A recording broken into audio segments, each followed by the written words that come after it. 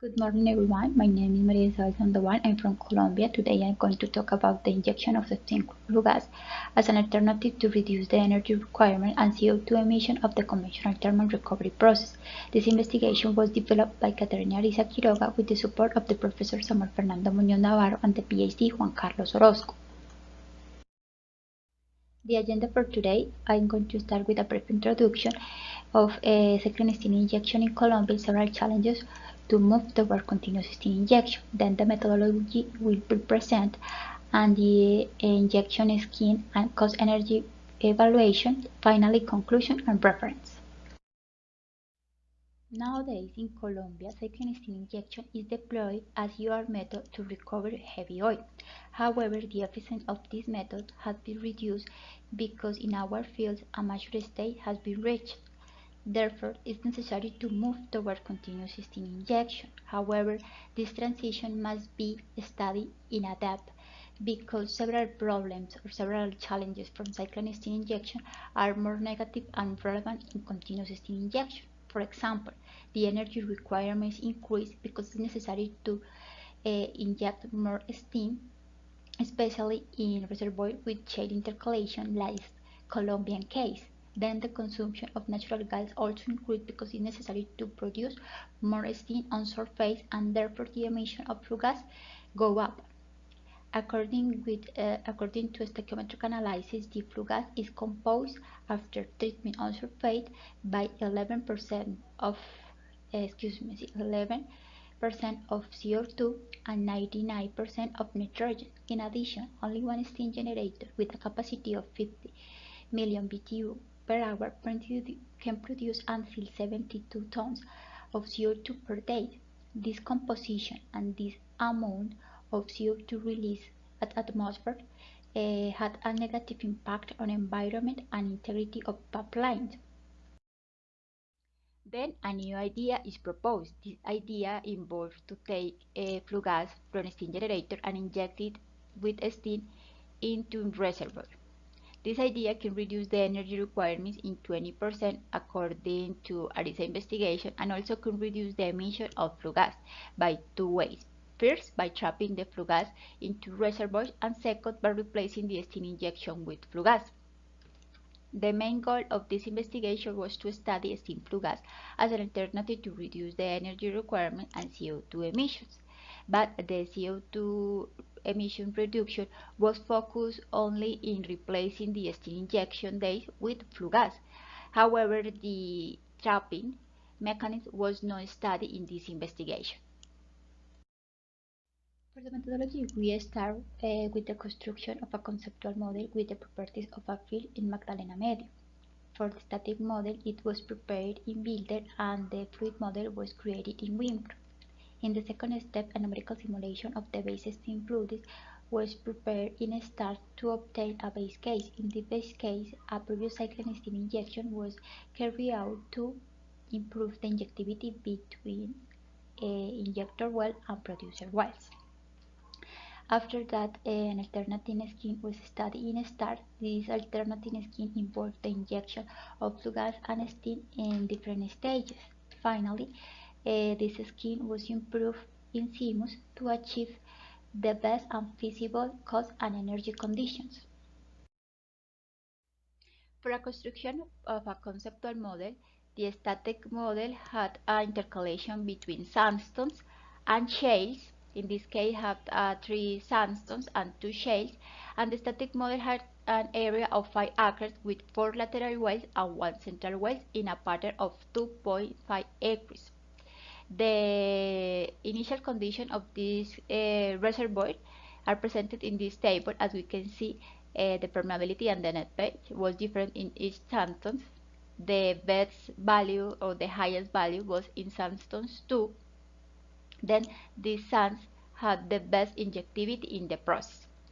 The process was not miscible and the solubility was considered negligible due to the high temperature and pressures in the process study. Now for the numerical simulation of the base steam flooding, we start with cyclone steam injection. In this, in central well, was carried out 10 cycles, and in lateral well were deployed only 2 cycles. The cycling steam injection was performed under this condition during 6 days of injection time, 2 days of soak time, and 365 days of production time. The final result showed that the steam oil ratio was 2.2 and the recovery factor was 14.5%. Now for the continuous steam injection, the central well was used as an injector, the lateral well were employed as a producer. The steam injection rate was in central well was 700 barrels per day. The BHP injector was 800 psi. The continuous steam injection was deployed during 8 years and the final recovery factor was 51%. This value was higher than in cyclone steam injection. However, the steam oil ratio also increased. The final value was 8.5. This value was upper than economic limit. That means that despite the steam injected increase, the oil production was not enough to reduce the steam oil ratio. It could be related with the bad distribution of energy in the reservoir, because as we can see in this figure, the total of energy in situ injected was not transferred into sandstones. For example, the highest value was in sandstones 2 with 35% and the lowest value was 12% in sandstones 3. That means that the only 63% of total energy in situ was in sandstones and only 37% was in shale. That means that we had a negative energy balance in the base case or base steam fluid. Okay, then to study the alternative skin injection of flue gas and steam, this scheme involves first the injection of flue gas to displace the remaining low viscosity oil from cyclone steam injection. In this step, the pressure increased due to the gas injection. After that, steam was injected until the breakthrough, and final alternative steam flue gas injection was injected in short stages. In this investigation, the best option to deploy an alternative injection of steam flue gas, we start with the flue gas. In this case, the flue gas was injected at 3.5 million cubic feet of flue gas per day. This amount was injected during 1.25 months. In addition, this amount is equivalent to the gas produced during the generation of 700 barrels of steam per day. Yeah, and additional, it corresponds to 0.4 molar fraction of flue gas in a total fluid injected. Next, the steam was injected at 700 barrels per day during 7 days, and finally the flue gas was injected again during 2 months, and steam was injected again during 5 months. This last stage was repeated 12 times. Now in this figure is presented the injected and produced fluids during alternating skin injection. As we can see, the behavior of oil production during this scheme is similar in different stages. The highest peak of oil production is at the beginning of flue gas injection. However, throughout the flue gas injection, the oil production decreases. When the steam is injected, the oil production decreases and it fall below the steam fluid, the yellow line. Throughout the steam injection, the oil production had a slight increase, but this is not enough to exceed the base case in steam flooding. Then the result from alternating injection of Steam-Flue gas showed that the final recovery factor was lower than in Steam-Flue because the recovery factor was 46%.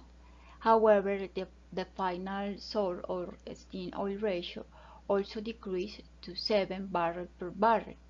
That means that despite the oil production decrease, the consumption of energy also decreased because the steam was replacing it with flue gas, and this had an impact more relevant on SOR. That caused a positive impact on energy and environment balance because the energy injected was reduced by 25%, saving 51,000 tons of natural gas. In addition, 58,000 tons of CO2 were not produced during the process evaluation, I mean 8 years, because the steam injection was reduced at replacing with flue gas. Okay, despite that the oil recovery factor was reduced in this scheme, some lessons were learned. First, that the main recovery mechanism of the flue gas is the increase of the pressure, and the second, that it's important to find a better synergy between the reduction of oil viscosity caused by the steam and the increase of pressure due to the injection of flue gas. The solution could be avoid the reduction of oil production during these falls. These falls were related with the reduction of pressure in the system at the beginning of steam flooding, as steam injection. Then a novel solution is proposed. The solution involves inject in this stage flue gas with steam to maintain the pressure in the system during this kind of injection. Okay, now remember that the alternative steam flue gas injection initial involved the injection of flue gas and steam in different stages. Now the new proposed involved the inject flue gas only, and after that steam and flue gas is injected. Yeah.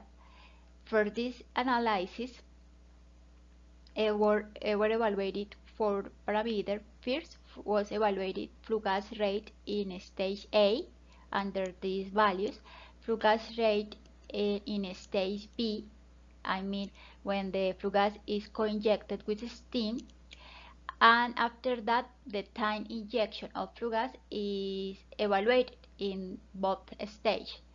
The steam rate was the same, always was same, 700 barrels per day.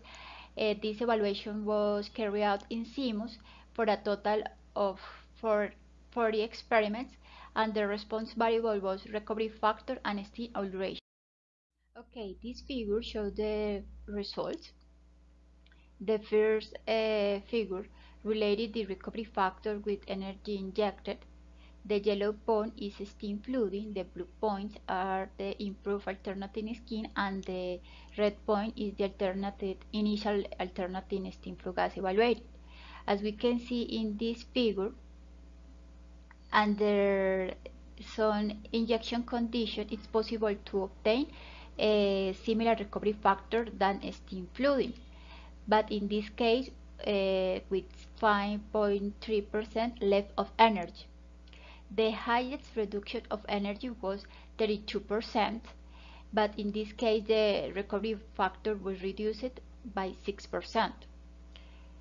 Regarding the steam oil ratio, as we can see, the several experiments of alternative skin injection, the improved alternative skin injection, were low.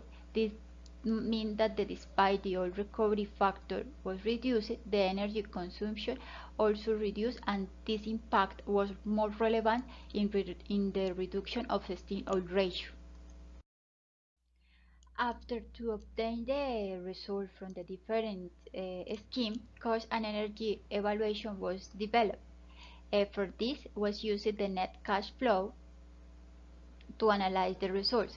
The incomes were related with the oil production, the petroleum price, and the deduction. For this investigation, in the base case was used $64 per barrel and the deduction was $4.9 per barrel.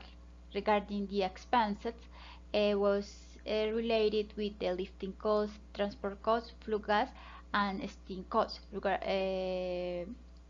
the flue gas price, this was taken from previous investigation in a range from between $100 and $1,300 per million of standard cubic feet.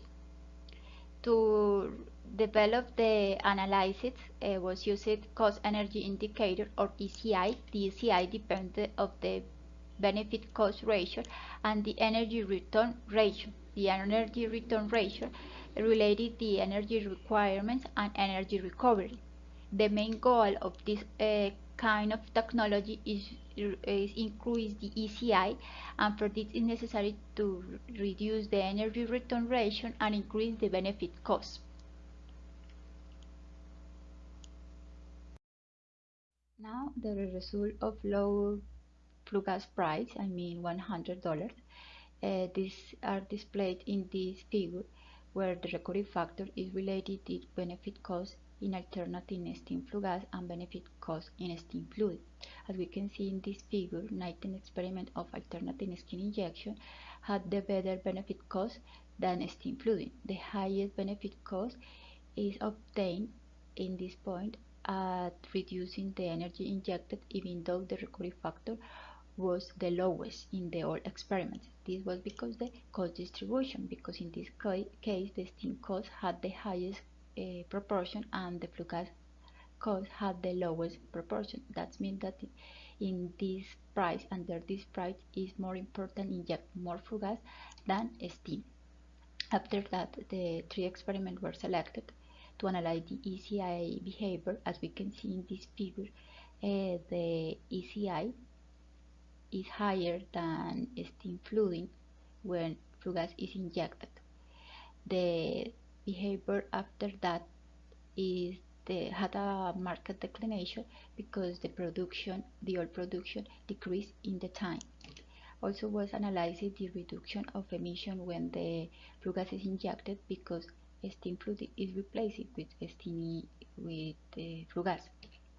The best experiment was number 28, and that was developed by under this condition where the flue gas rate was very high, because in this case it's more relevant injecting more flue gas than steam.